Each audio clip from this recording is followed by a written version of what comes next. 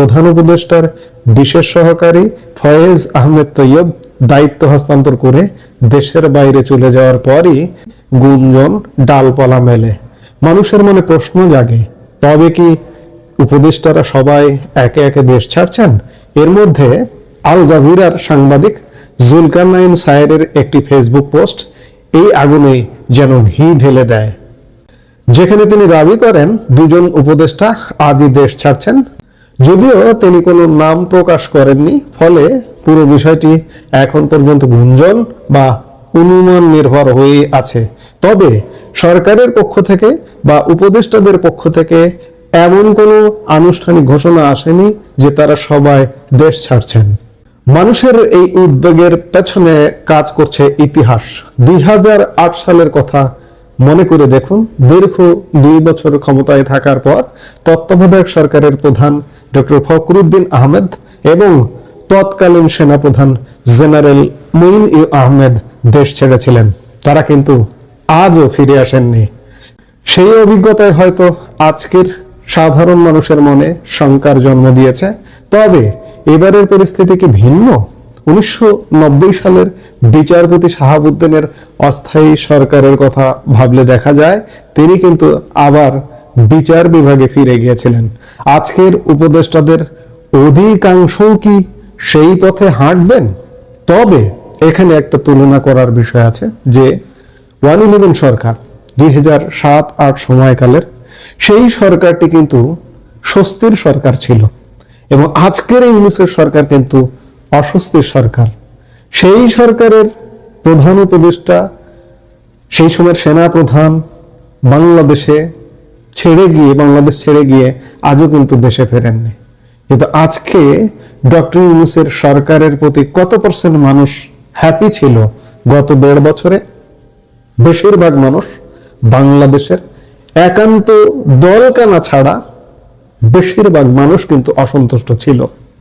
আজকে যতই উপদেষ্টারা বলুক, প্রথম আলোর কাছে যতই তথ্য দিক যে আমরা দেশে থাকছি, স্বাভাবিক কাজে থাকছি, কিন্তু এমন ভাবে তারা চলে যাবেন বা যেতে পারেন আপনি হয়তো জানবেনও না। তাহলে চলুন আমরা একটু নামের তালিকা ধরে ধরে জেনে নিই যে আমাদের পরিচিত উপদেষ্টাদের কার গন্তব্য কোথায়। প্রথম আলোর অনুসন্ধানে যা উঠে এসেছে তা বেশ ইতিবাচক। প্রথম আলোর অনুসন্ধান বলছে যে উপদেষ্টারা সবাই প্রায় দেশে থাকছেন। আসলে কি থাকছেন কিনা এটি দেখতে হলে বা বুঝতে হলে আমাদের কয়েক মাস অপেক্ষা করতে হবে। আমরা প্রথমেই আসি ডক্টর মোহাম্মদ ইউনূস। তিনি নোবেল পুরস্কার প্রাপ্ত একজন, খুব স্বাভাবিকভাবেই তার নামের সাথে নোবেল জয়ী, বিশ্ববরেণ্য ইত্যাদি ব্যক্তিত্ব যুক্ত আছে, খুব স্বাভাবিক। বিদায়ের পর তিনি আবার তার আন্তর্জাতিক কর্মসূচি এবং গ্রামীণ ব্যাংকের বিভিন্ন সহযোগী প্রতিষ্ঠানের কাজে যুক্ত হবেন। প্রথম আলোর অনুসন্ধান এটি বের করেছে বা প্রথম আলোকে তিনি এভাবেই বলে থাকতে পারেন। এরপরে আসি ডক্টর সালাউদ্দিন আহমেদ, যিনি অর্থ উপদেষ্টা হিসেবে দায়িত্ব পালন করেছেন। তিনি এই দায়িত্বে আসার আগে ব্র্যাক ইউনিভার্সিটিতে শিক্ষকতা করতেন। তিনি জানিয়েছেন দায়িত্ব শেষ করে তিনি আবারও শিক্ষকতা পেশায় ফিরে যাবেন। আসিফ নজরুল এই 1.5 বছরের সবচেয়ে আলোচিত নামগুলোর একটি।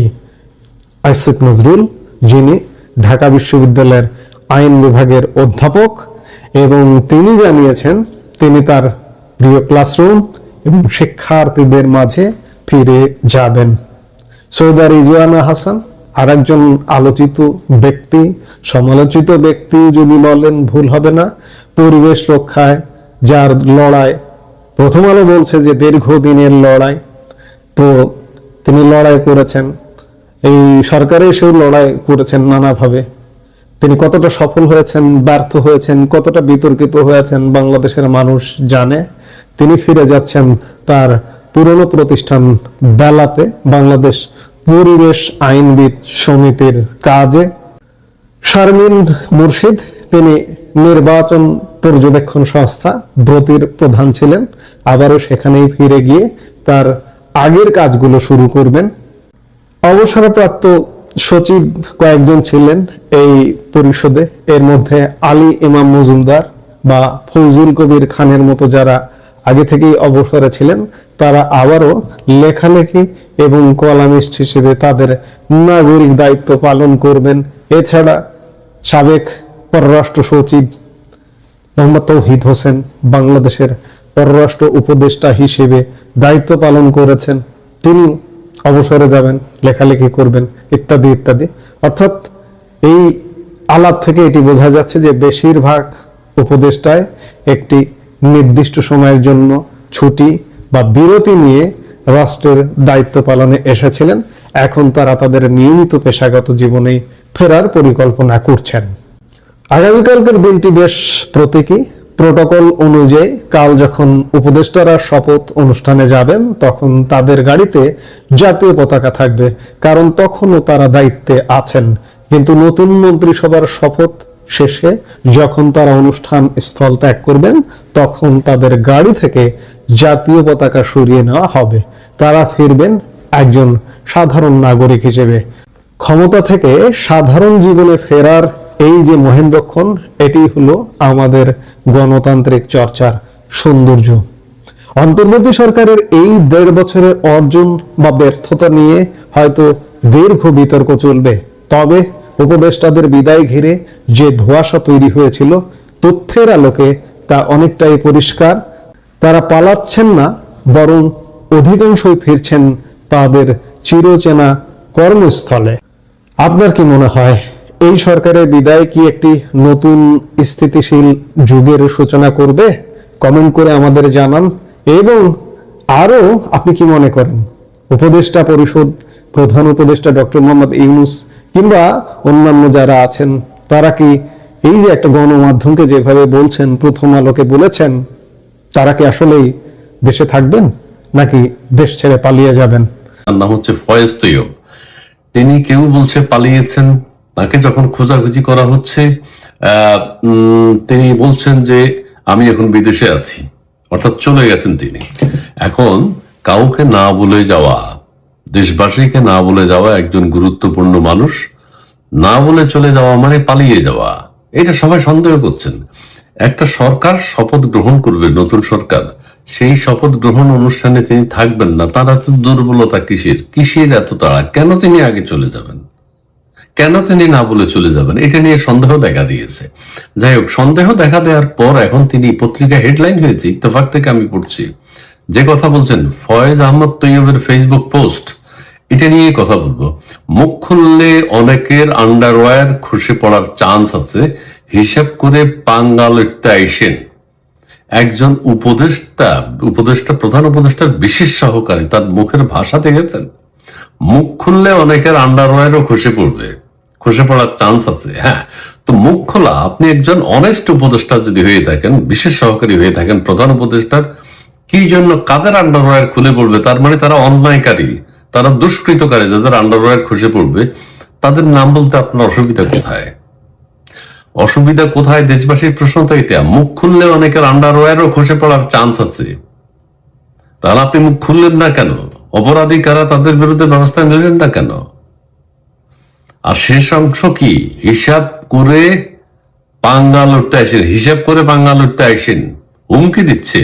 মানে তার বিরুদ্ধে যারা সমালোচনা করছে অথবা তার মন্ত্রণালয়ের কাজের সময় যারা, আমি জানি না কি হয়েছে, হিসাব করে পাঙ্গা লড়তে আসেন, তার মানে তার শত্রু আছে। আর এই মুখের ভাষাটা দেখেন, হিসাব করে পাঙ্গা লড়তে আইসেন, এগুলো কোন জায়গার ভাষা? রাস্তাঘাটের ভাষা, ঠিক আছে? মাস্তানরা, টোকাইরা এসব কথা বলে। টোকাই বলতে আমি খারাপ অর্থে বলছি না, অনেকের মুখের ভাষা ভালো। একজন উপদেষ্টার বিশেষ সহকারী, প্রধান উপদেষ্টার বিশেষ সহকারীর মুখে এই কথাটা মানায়? হিসাব করে বাংলা লড়তে আইসেন, কাদেরকে হুমকি দিচ্ছেন? যাদেরকে আপনি শত্রু মনে করেন, তারা যদি দেশে শত্রু হয়ে থাকে, আপনি কেন তাদের নাম বললেন না?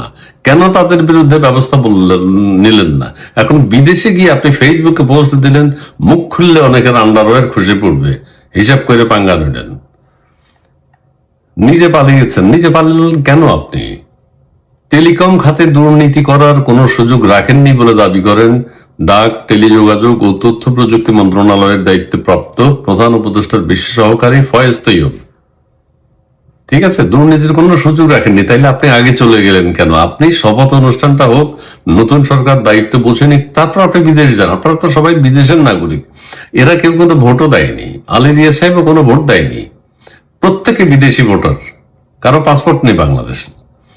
আচ্ছা, তিনি জানান লাইসেন্স না দেয়ায় রাজনৈতিক দলের অনেক মানুষ তার উপর নাখোশ হয়েছেন। আরে, লাইসেন্স না দেয়ায় রাজনৈতিক দলের অনেক মানুষ তার উপর নাখোশ হয়েছেন, তো সেইটা আপনারা এত শক্তিশালী সরকার, আপনি তাদের নামটা বলে দিতে পারলেন না? আপনার ভয় কিসের?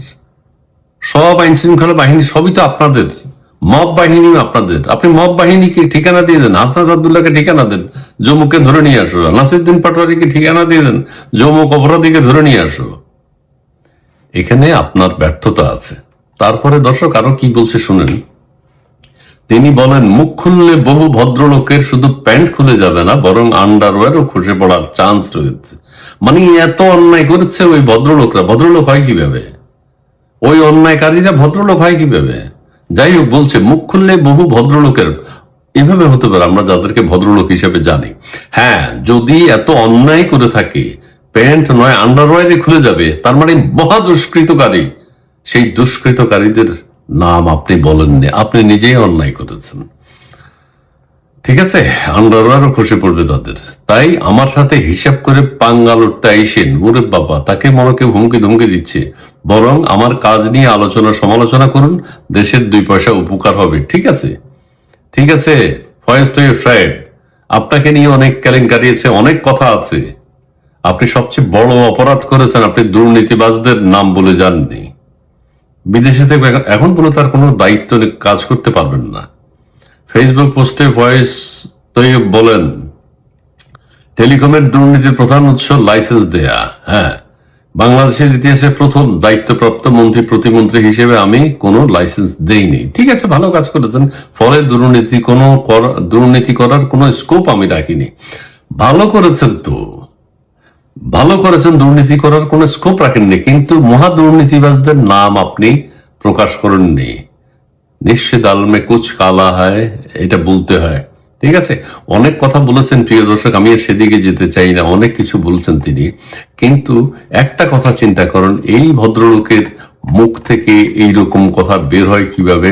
মুখ খুললে অনেকের আন্ডারওয়্যারও খসে পড়ার চান্স আছে, হিসাব করে পাঙ্গা লড়তে আইসেন। তার মানে এই টেলিকম সেক্টরে অনেক দুর্নীতিবাজ আছে, যাদেরকে আমরা সুশীল বা ভদ্রলোক হিসাবে জানি। তাদেরকে ফয়েজ তৈয়ব সাহেব চিনে গেছেন, তারা মহা দুর্নীতিবাজ, কিন্তু ফয়েজ তৈয়ব সাহেব তাদেরকে আইডেন্টিফাই করেননি, তাদেরকে তাদের মুখোশ দেশবাসীর কাছে উন্মুক্ত করেননি। এটা ফয়েজ তৈয়বের অন্যায়। দ্বিতীয় অন্যায় হলো উনি না বলে না কয়ে সবার আগে দেশ ছেড়ে চলে গেছেন। বিষয়টা ভাববেন। জি প্লিজ, ধন্যবাদ।